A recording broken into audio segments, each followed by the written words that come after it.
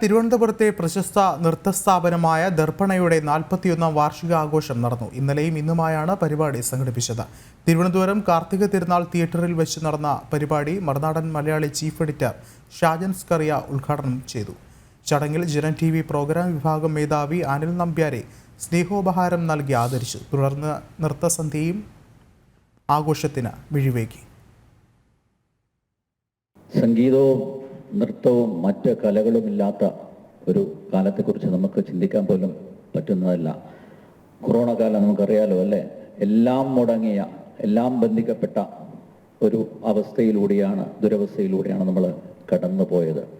അപ്പോൾ ഇത്തരത്തിലുള്ള ആഘോഷങ്ങൾ ഇല്ലാത്ത ഒരു കാലഘട്ടം അത് ചിന്തിക്കാൻ പറ്റുന്നില്ല. അങ്ങനെയുള്ളൊരു കാലം ഇനി ഇവിടെ വരാതിരിക്കട്ടെ. എന്തായാലും ദർപ്പണ നാട്യ ക്ഷേത്രത്തിന് എല്ലാ ഭാവുകങ്ങളും ആശംസിക്കുന്നു.